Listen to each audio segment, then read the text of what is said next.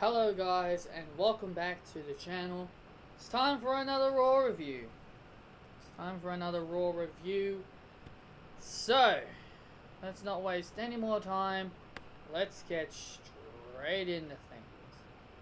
So we start things off with Alexa Bliss. She announces the participants for the men's Money in the Bank.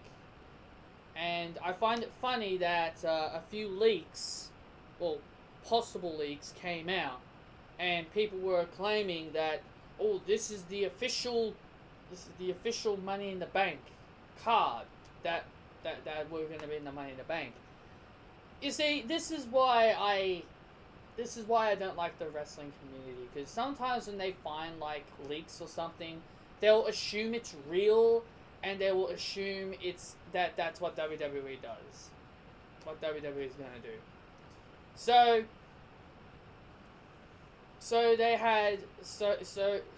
Alexa introduces the 4 men that will be a part of the Money in the Bank. First off, before I get on with the rest of this, why is it so difficult for people to qualify anymore?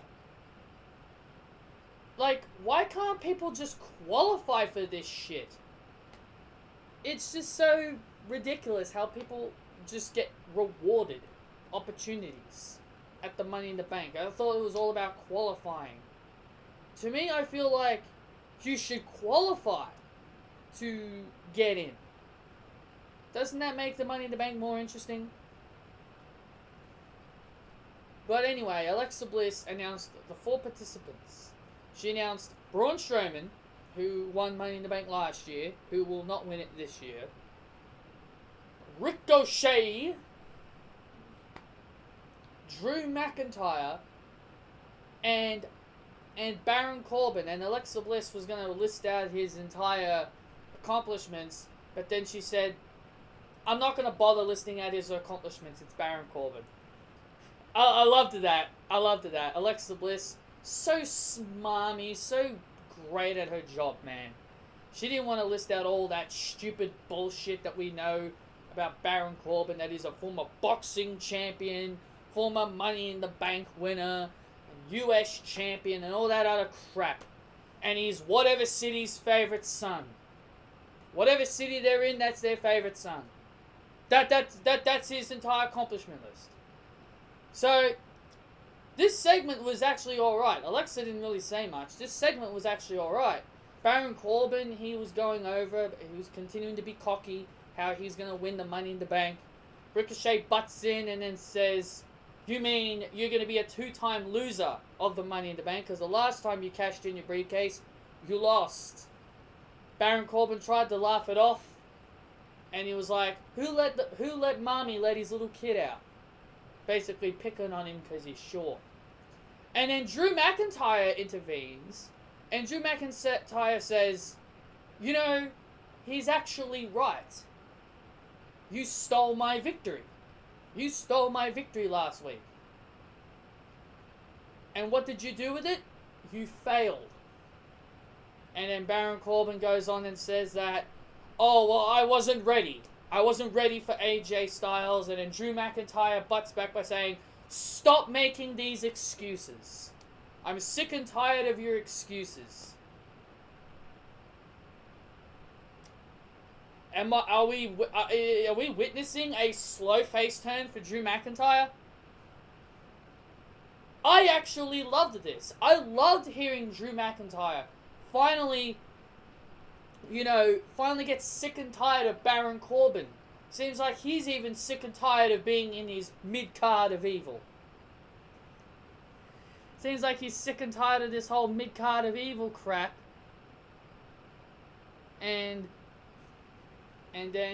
So he just wants to, finally stand up for himself. And then he goes on to saying that Baron Corbin's going to steal his victory again. And then Baron Corbin says, oh, it's called strategy. Something that you don't know.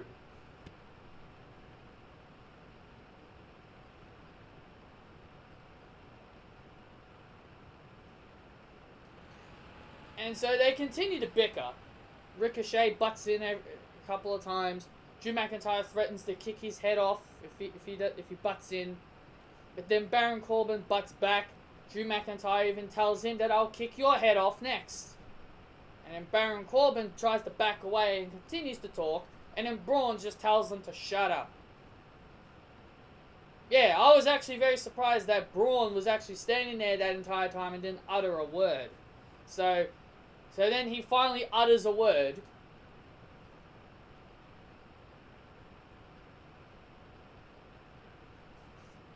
And then we get a tag team match. We get a tag team match with these four guys competing against each other. I'm actually quite surprised they didn't do it with the women. I'm surprised Alexa Bliss didn't team up with Dana Brooke versus Natalya and Naomi. I'll get to that in a second. Actually, I'll get to that when we get to it.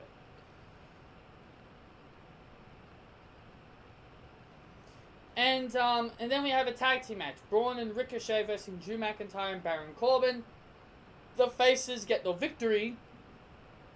The face team gets the victory. Ricochet and Braun Strowman. Honestly, this match was just unnecessary. You know, they do this all the time. WWE does this all the time. The Usos prepared for tag team action against Luke Gallows and Carl Anderson. WWE. The Superstar Shakeup is over. Am I correct? You called it a 2-day event. So why are people still getting drafted?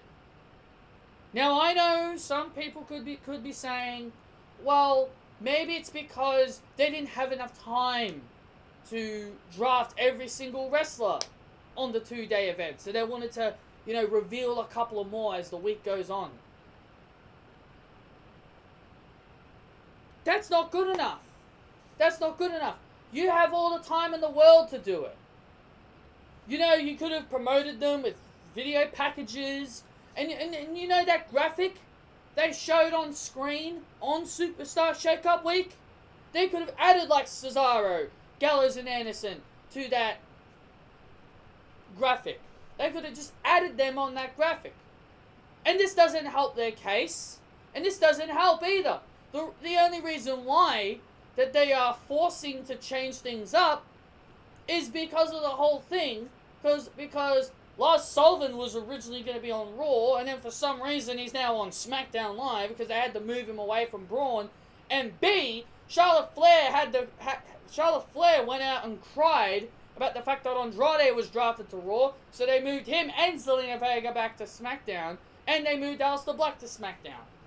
So basically, all these changes were made because WWE had to fix the problem that they made. And that's why I'm saying this makes no sense. Why is the B team on SmackDown? And why is Gallows and Anderson on Raw? Did you put them on Raw just so you could possibly pair him up with AJ Styles? Sure, that's a money idea, but we saw it already. We saw it already in 2016. I know it didn't last long, but still, we saw it already. To me, look, it's not me complaining like what Sami Zayn says. I agree with what Sami Zayn says. It's me asking a question. These are questions I need answered. Why are all these changes being made when clearly the Superstar Shakeup is already done? Just don't get it. I just don't get it. So the Usos took on Luke Gallows and Kyle Anderson. The Usos got the victory. Yeah, welcome to Monday Night Raw, Gallows and Anderson. And they proceed to mock the Revival. Because I don't know which Uso it was, but one of the Usos went backstage and went into the bathroom and caught Dash Wilder shaving Scott Dawson's back. And the Revival came out, and they were very frustrated. at one of the Usos. Again, I don't know which Uso it was. That's why I said one of the Usos stalking them backstage. The Revival came out. They said, "We are men. We do manly things." And they said that they prepared to take on Hawkins and Ryder later on in the show.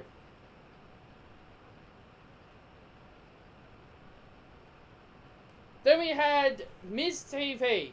God's sakes, no matter where Miz TV goes, it always has to follow. And people complain about Alexa Bliss having her own talk show. The Miz hosts Miz TV, and his special guest was the almighty Bobby Lashley, minus Lio Rush, because I've been hearing that Lio Rush is in a lot of trouble. I've heard that he's in a lot of trouble right now in the WWE, and we could no longer be hearing of the man of the hour. He could be on his way out to termination, which means getting fired or released. Well, that's the same thing. So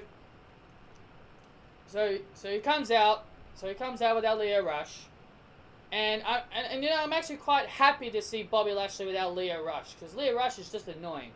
So they have a Miz TV segment, and of course it leads to a match. All Bobby Lashley had to do was just say something about his father, and yeah, Miz got angry. That's all you gotta do to trigger the Miz. That's all you gotta do is to trigger this new babyface Miz. Just mention his dad and he will get mad at you. So Bobby Lashley and The Miz had a match. This match wasn't really anything special. Shane McMahon came out. Victory due to outside interference is always a sin. Bobby Lashley got the victory due to outside interference. And Shane McMahon attacked The Miz. And The Miz later would challenge Shane to a steel cage match. We had the NXT Tag Team Champions, the Viking Raiders.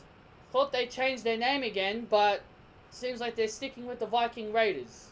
Good. I'm glad they're sticking to it. They took on the Lucha House Party. They were meant to verse Lucha House Party last week, but they assaulted them before the match started. Lucha House Party did the exact same thing. They attacked the Viking Raiders from behind, Ivar and Eric. But it wasn't enough. The Viking Raiders nailed the Viking Experience. Yes, that's the name of their finishing move. They nailed the Viking Experience for the win. It wasn't a squash match. It wasn't a squash match. It was a decent tag team match, but in reality, the Lucha House Party ain't really anything special. Bray Wyatt and his Firefly Funhouse. You know, I'm very confused about this, man. I really don't know what to say. I honestly don't know what to say. I don't know if I should be saying.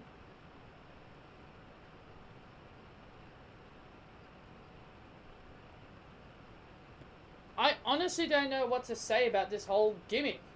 Some people think it's a creepy gimmick. Some people have said it's a silly gimmick because Bray Wyatt is portraying someone that's kind of similar to what Blue's Clues used to be back in the day.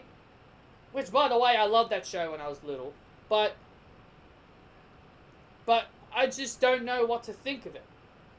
I just don't know what to think of it. But I will say it's pretty interesting. I heard WWE could have been copyrighted for the gimmick, but it seems like they're going ahead with it anyway. Alexa Bliss announced the women for the women's Money in the Bank, and she was only doing Raw only. She wasn't doing SmackDown. So she announced Natalya, Dana Brooke, Naomi, and herself. I knew Alexa Bliss was going to announce herself. Don't tell me that you...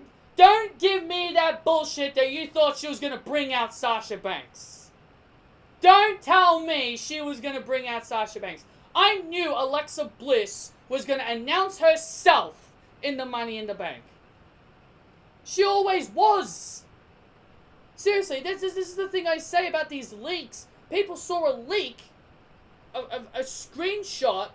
Seriously, anybody could have made this. Anybody could have just put the Money in the Bank graphic. Anyone could have put the Money in the Bank graphic and picked out pictures. They could have just easily just screenshotted the entire thing and just placed pictures. And there you go. Seriously, this is how stupid these people are. They believe leaks. I don't believe leaks. I don't believe it until I see it. So there was no Sasha Banks. There was no Sasha Banks, which I knew. I knew there was going to be no Sasha Banks in the women's Money in the Bank. One other thing I want to say here real quick is that I don't have a problem with who's in this match. It's more of why is Dana Brooke there? I know I said I didn't have a problem, but again, I'm asking a question. Why is Dana Brooke there? In all honesty, it should have been Ruby Riott. Should have been Ruby Riott instead of Dana Brooke. What, did Ruby Riott magically get drafted over to SmackDown? Because apparently anybody can get drafted at any point now. It's just my honest opinion. I think Ruby Riott should have been there instead of Dana Brooke. But either way, it doesn't matter. It doesn't matter. I'm not going to throw a hissy fit because Sasha Banks isn't in it, like what most fans will. But then Naomi challenged Alexa Bliss to a match, and Alexa Bliss accepted. Well, first she said no, but Naomi was like, "Oh, if you don't say yes, I won't compete in the Money in the Bank ladder match." I guess Naomi is basically portraying the WWE Universe. Whatever. But Alexa Bliss does say yes. And Alexa Bliss loses because of her shoes. She loses a match because of her shoes. Really, WWE? She loses a match because of her shoes. That the shoes that she was wearing wasn't good enough. I guess their laces kept untying and she was trying to tie up the laces during her match. What a way to make Alexa Bliss look stupid. Geez, thanks a lot, WWE. But Naomi's on a winning streak. She's on a winning streak, apparently. Naomi's winning a lot of matches. But we'll see how long that momentum lasts. Becky Lynch had a brawl with the lady, Lacey Evans. I'm sorry. I'm sorry. I just love how Lacey Evans talks. Becky Lynch, I'm coming for your women's title. I just love how Lacey Evans talks. It's just hilarious. It's just hilarious. It's just hilarious. I'm gonna give you a woman's right. Lacey's voice is just hilarious. Some people may not like it, but I just find it pretty hilarious. And no, I'm not making fun of her voice. I'm just saying I like her voice because it's funny. I'm not making fun of it. So they had a brawl. They ended up having a big, massive brawl. The referees had to break it up. Some people may not... I'm going to be straight up honest with you. I'm actually looking forward to this match. Not just... I'm looking forward to this match because it's a fresh match. The thing that I don't like about this fan base is that they always say fresh start, fresh start, fresh start. You know, they always want to talk about fresh starts and giving new people opportunities. What's wrong with Lacey Evans getting a fair opportunity? She's fresh. She's new. She hasn't been given an opportunity yet. Seriously, this is the thing I don't like. Like, people always say we need a fresh start. We get a fresh start, but people continue to complain. There's nothing wrong with Lacey Evans getting a title shot. And no, it's not because she's blonde. That's everybody's excuse nowadays. Oh, she's getting a title shot because she's blonde. Who freaking cares? Mandy Rose can't win a championship. She can't even win an Andre the Giant Memorial Battle Royal, and she's blonde. So that clearly tells you the blonde hair doesn't exactly do the exact same thing. What? Because you what? If I dyed my hair blonde, I'd get a magical push because I'm blonde? What a lame ass excuse. What a lame ass excuse, man. I'm so tired of it. But yeah, they had their brawl. Zack Ryder and Kurt Hawkins took on the Revival. Hawkins and Ryder got the victory. They defeated the Revival in a meh match. Then we had Sami Zayn, possibly my favorite part. Every time I watch Monday Night Raw, I feel like Sami Zayn is my favorite part of Raw. Because Sami Zayn comes out and he continues to bury the WWE Universe. And I love it. I love how he's standing up for all the fans that actually want to enjoy this company and actually wants to enjoy the professional wrestling.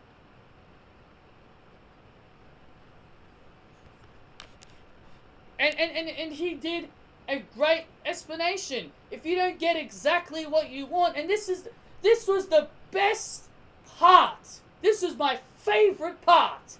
It's when he said, if you don't get exactly what you want, if it's exactly the way you want it, all you're going to do is throw a childish temper tantrum.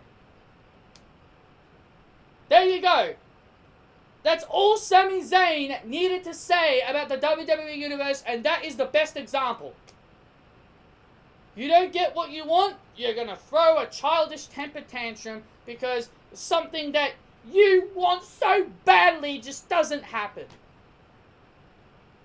Hey, I want certain things. I don't throw hissy fits about it. Seriously, who freaking cares? I didn't want Ronda Rousey women's champion. I had to deal with her as women's champion.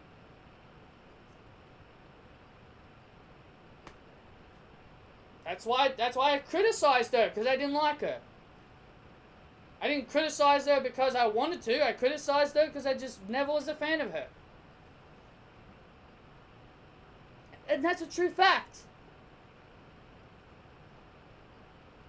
So Sami Zayn declares that he will take the power back from the WWE Universe. Good. I hope you do, Sami Zayn, because I'm tired of the smart fan base trying to ruin WWE for us. Backstage politics. We always have to know what good old Vinnie Mac is doing backstage. We always have to take shot at the writers for bad booking for all of our favorite superstars and females. We always got to take shots. And by the way, there's one thing I want to mention. I can't remember what match it was because I was watching a match. I saw a guy in the crowd wearing an All Elite Wrestling shirt. Yeah, honestly, I'm surprised that guy didn't get kicked out. I'm surprised that guy was able to sneak in with an AEW t-shirt, considering that WWE takes away things that is AEW. Surprised that guy was able to sneak in and possibly not get caught with that t-shirt on. I bet when the camera focused on that guy and he was standing up with this t-shirt, I bet the production people were like, hey, that guy's got an All Elite Wrestling t-shirt on. Go after him. I know the fans can wear whatever they want. I'm just saying. I saw a guy with an AEW t-shirt on. And he's got balls. Rey Mysterio took on Samoa Joe. You know WWE, I'm gonna say this. I don't like it when you have the Iconics lose. Especially because they're champions. You had Hawkins and Ryder win. That makes the Tag Team Championships at least somewhat relevant because the Tag Team Champions are winning. But you make Samoa Joe. This is the second week in a row. By the way, that triple threat match last week that I said I didn't know who got pinned, it was Samoa Joe that got pinned. So, This is the second week in a row that you have pinned the United States champion. Rey Mysterio got the victory, and Dominic was there. Dominic was there to celebrate with his dad. I thought they were going on a Braun Strowman Samoa Joe feud. What happened to that? So everything we saw with Braun Strowman and Samoa Joe when Joe was still a part of SmackDown, all that was for nothing? What was the point of that then? What was the whole point of that? I really don't get that at all. What was the point of that if you were never going to have them feud? Oh man, this company is very confusing at times, and they change their plans a lot. Anyway, the main event of Monday Night Raw. The main event of Monday Night Raw was Seth Rollins and AJ Styles contract signing. And this was a good segment. I liked it. It was a good segment. And in the end, AJ Styles and Seth Rollins started to brawl. And AJ Styles stood tall with performing the phenomenal forearm on Seth Rollins through the table. So